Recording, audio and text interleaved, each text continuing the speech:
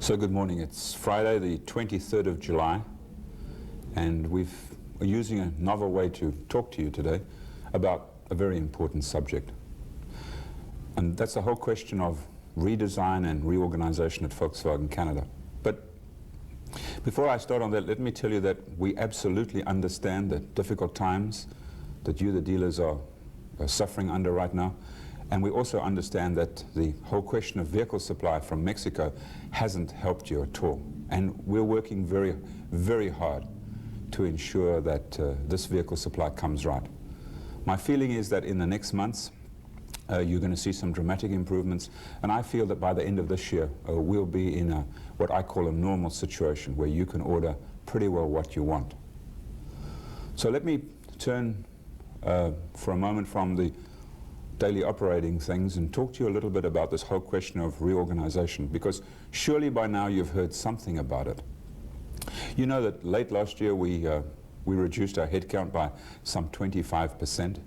This wasn't an easy task. It meant that everybody had to pitch in and kind of cover the gaps. We also know that our customer ratings are not improving, and of course the ratings that you, the dealers, are giving us are not improving either. In fact, we're languishing somewhere near the bottom of the charts. Now, we've had a long history in this company of customer focus. It dates way back to the 1980s when we started with a number of programs. But it seems on reflection that none of these things have been able to deliver on the promises we've made. We haven't managed to go the whole way. So I guess we've been some 4 years in preparing for this very moment. This moment of big change. And what's it all about? It's about, in my opinion, it's about setting people free. We have a lot of people in our company. We have a lot of people with wonderful ideas, good spirit, and we have to find a way to let them free, to emancipate them, to let them participate fully. And I guess this is what this is all about. And the objective is, of course, to serve you, the dealers, better. And why? Well, because we need you to serve your customers better. And that's what it's simply all about. So what have we been doing? Well, for about 6 months now, we've had a team of people working on what we call a redesign process. And this has culminated in 7 search conferences that we've held right across Canada. And I know you've heard something about these because you've either been attending one of them, or you've certainly heard something from your colleagues on the telephone. And again, lots of rumors, perhaps lots of misconceptions. But the reason here was to involve our people in understanding where we want to go and to solicit their help in getting there. Because 6 people can't turn this company around. It's going to take every person in this company to make a big effort to change. So today I'm going to talk to you a little more about the redesign or the restructuring. It's perhaps been too much rumor and not enough fact. And what's it all about? Well, the bottom line of the whole exercise is to improve the quality and the responsiveness of our service to you. And of course, the great hope is that you in turn can ensure even better customer service to your customers. Now, you're going to be getting a letter from me along with this video. This is a draft we're running now at about 5 pages. And I'll pick some key points out of here to discuss with you. As I said, there's a lot in here, and you can digest this at your leisure.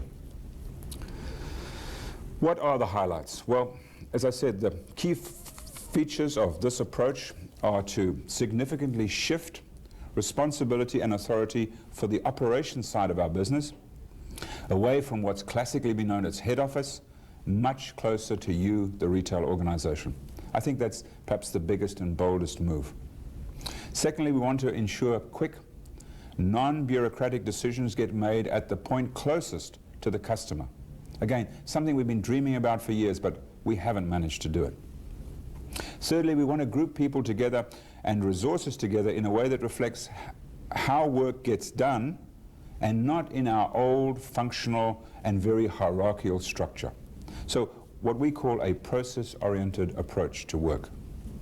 And fourthly, we want to focus the energy and the attention on activities that add value to the customer. And of course, those are things which support you, the retail organization, while at the same time pursuing the elimination of what we call non-essential activities. So that's the focus of the whole approach. And these 7 search conferences have helped us perhaps to find our way and to get a lot of input from our people on how to implement this process. A key change in this reorganization is the fact that we are putting much more emphasis on the retail operational level. We intend to move away from the current 4-zone structure to what we call 6 regions across the country. And each of these regions will be headed by what we currently term a regional strategy specialist. And these 6 people will form what we call the Retail Council, a very important body, a body that has power and a body that will support you, the dealers. Each of these 6 regions will in turn be divided up into 24 dealers each, and within them 3 sets of 8. So you can expect to have the services of a person dealing with only you and 7 other dealers, maximum.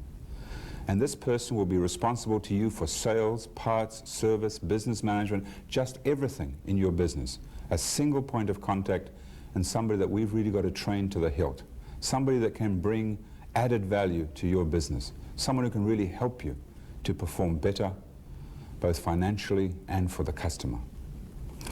So these strategy specialists, these 6 people that will run the new regions, I'm able to announce them to you today. In fact, I can announce all 6.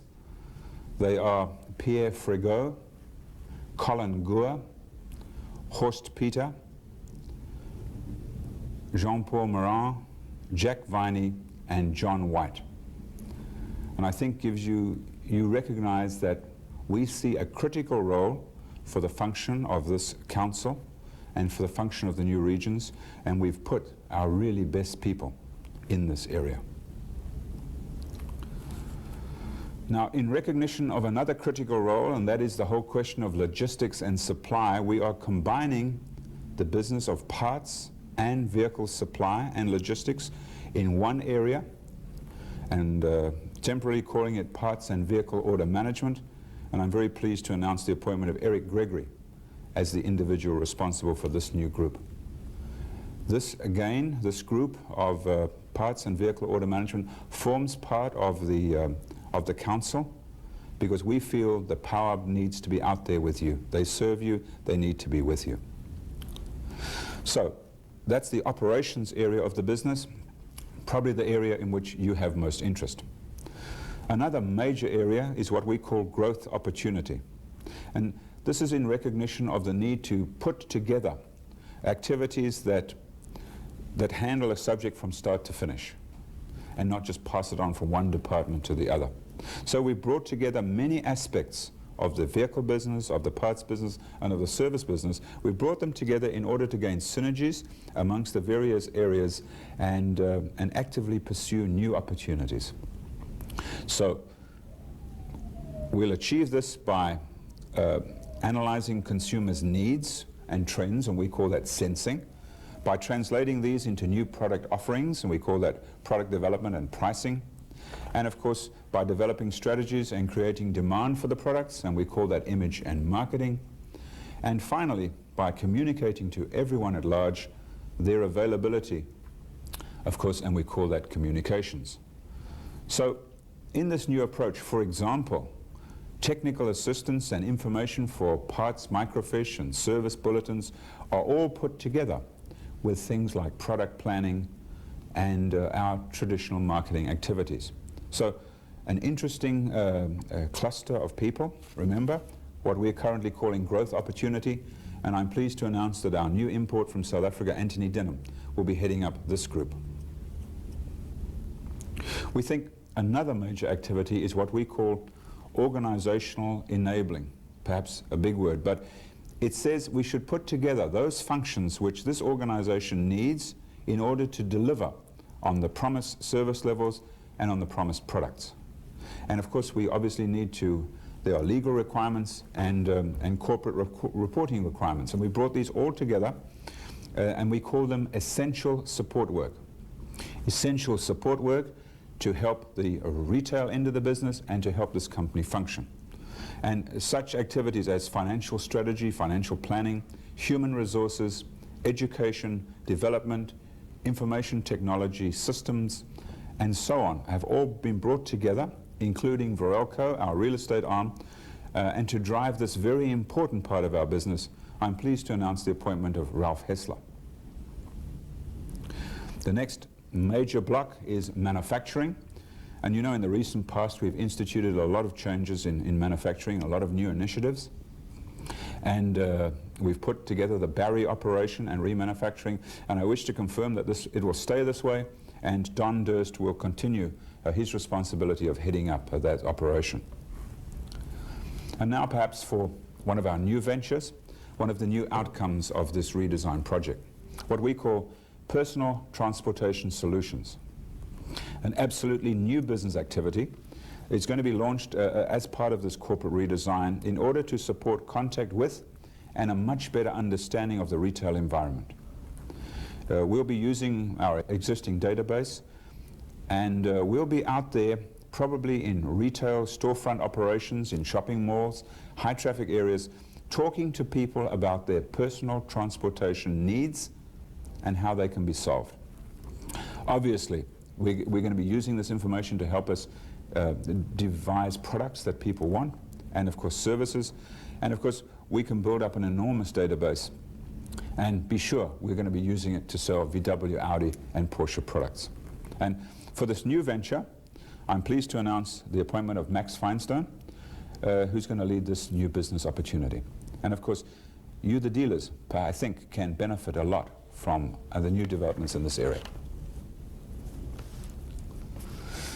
Now, the whole question of strategy needs to be brought together, and all these strategic activities we've put together in what we call the Corporate Strategy Support Team. It's a highly flexible group.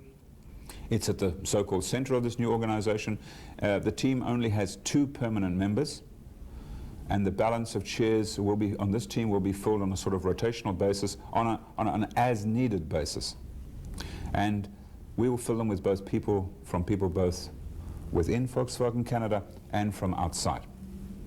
The permanent seats are for what we call the strategic officer and the operating officer of Volkswagen Canada.